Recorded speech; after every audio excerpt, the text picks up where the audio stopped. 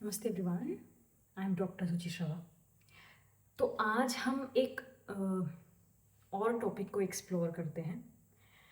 जैसे कि हम सभी जानते हैं कि learning can be done at any as of life. हम किसी भी एज पर हों, हम कुछ भी जो भी चाहें वो सीख सकते हैं। तो ऐसे ही एक कॉन्सेप्ट है ब्रेन का जिसको कहते हैं न्यूरोप्लास्टिसिटी।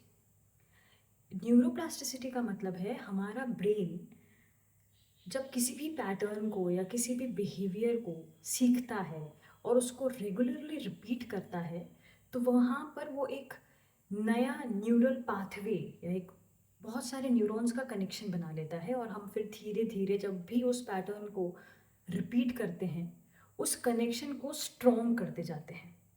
यस। तो ये न्यूरोसाइंस का एक बहुत ही इंटरेस्टिंग टॉपिक है। एंड जैसे कि हम सभी जानते हैं कि जब हम बच्चे हैं, जब हम थोड़े यंग हैं, तब हम न्यूरोप्लास्टिसिटी का ज़्यादा फ़ायदा उठा सकते हैं, चीज़ें जल्दी सीख सकते हैं, ब्रेन जल्दी अडेप्ट कर लेगा जो भी चीज़ हम उससे करवाना चाहते हैं या जैसे भी हम अपनी लाइफ को आगे लीड करना चाहते हैं। और जैसे जैसे हमारी एज बढ़ती है, जब हम थोड़ा ओल्डर एजेस की तरफ जाने लगते हैं, तब थोड़ा समय लगेगा ब्रेन को अडेप्ट करने में, पर हम सीख तब भी सकते हैं।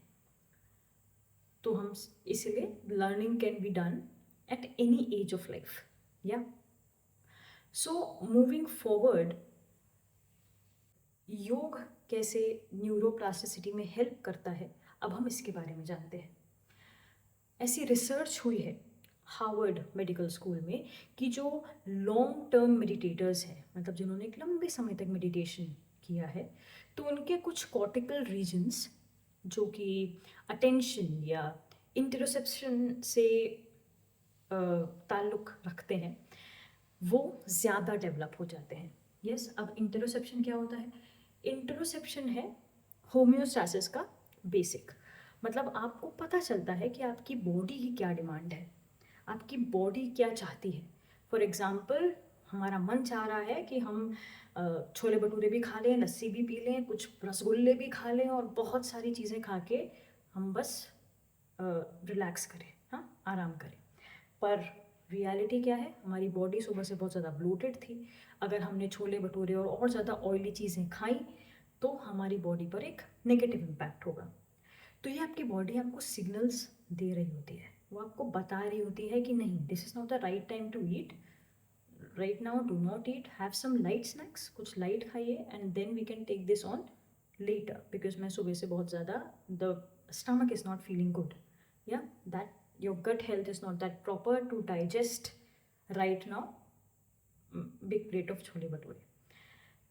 तो इंट्रोसेप्शन मतलब यही होगा कि हमारे बॉडी की वो एबिलिटी जो ये समझ पाए कि हमारी बॉडी की इस समय क्या डिमांड है या वो उसके अंदर क्या चल रहा है। इसको कभी कभी एट्थ सेंस भी कहा जाता है। Everything is quite interesting.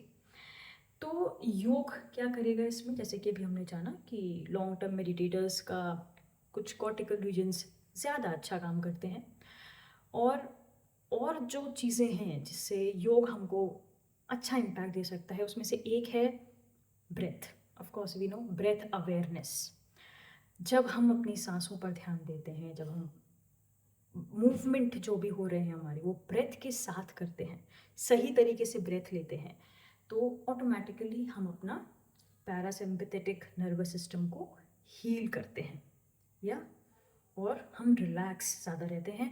हम रिएक्शंस की जगह रिस्पोंड करने लगते हैं, है ना? हर चीज़ को रिएक्ट नहीं करना है, थोड़ा सा रिस्पॉन्ड करना है। तो we start doing that when we are aware of our breath कि अभी मुझे गुस्सा आ रहा है, आई एम गेटिंग एंग्री, तो मेरी ब्रेथ बहुत तेज़ तेज़ चलने लगी है, I have got short and breaths, और बहुत ज़्यादा गुस्सा आ रहा है और मन कर रहा है सारा इमोशन सामने वाले के ऊपर डाल दिया जाए।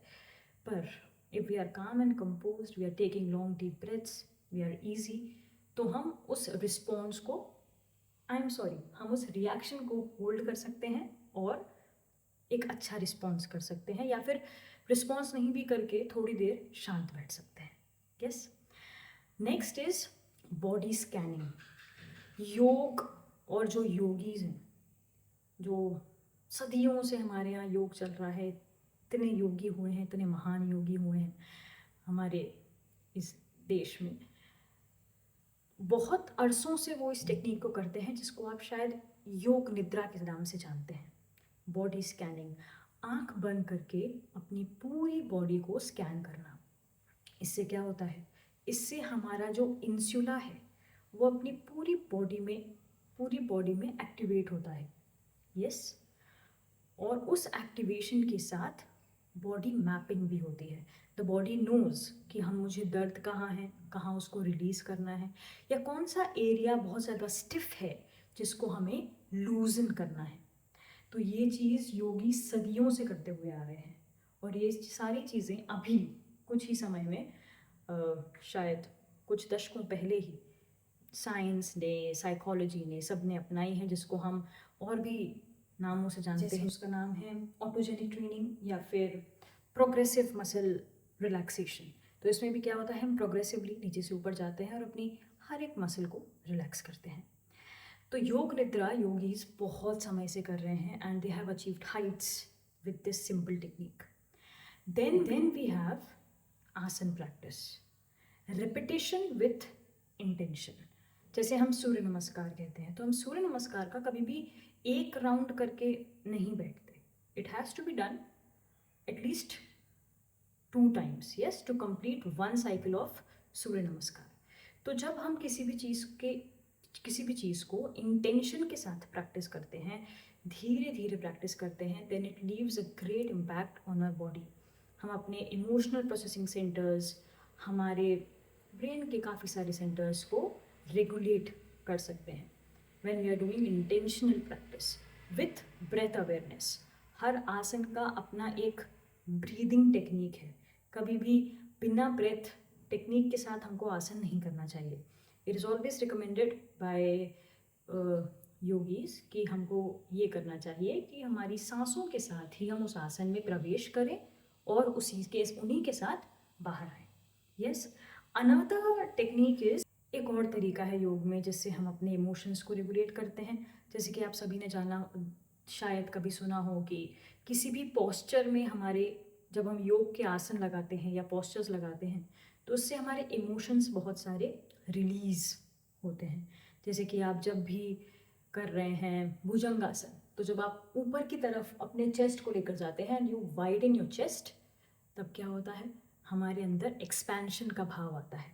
हम खिलते हैं या हम बड़ा महसूस करते हैं। It expands, it helps you to see the world with a wider vision. Yes, तो ये कुछ चीज़ें हैं जो योग के थ्रू हम अपने ब्रेन को सिखा सकते हैं, न्यूरोप्लास्टिसिटी में जो हमारी मदद कर सकता है। ऐसी बहुत सारी टेक्निक्स हैं योग में, पर अभी हम इन्हीं कुछ की बात कर रहे हैं, और धीरे धीरे जैसे हम आगे बढ़ेंगे तो हम और भी इसके अंदर एक डीप डाइव लेंगे और समझेंगे कि और कैसे कैसे योग और न्यूरोप्लास्टिसिटी को हम एक साथ लेकर आ सकते हैं। यस, और अगर आपके पास ऐसा कोई भी है जो बहुत ज़्यादा ब्रेन फॉग से पीड़ित है, या फिर एंजाइटी है, स्ट्रेस है, और कुछ प्रॉब्लम्स हैं, they can easily turn and tune into योग and they can feel better with it. आगे चल के हम आसन देखेंगे, प्राणायाम देखेंगे, जिससे हमें आराम मिलेगा। तो ये इतनी सारी चीज़ें हैं जो योग से हम ठीक कर सकते हैं।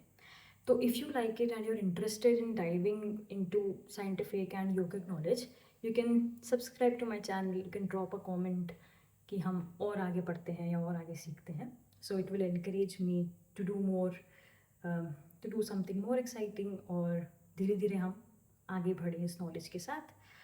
तब तक के लिए thank you, have a great day.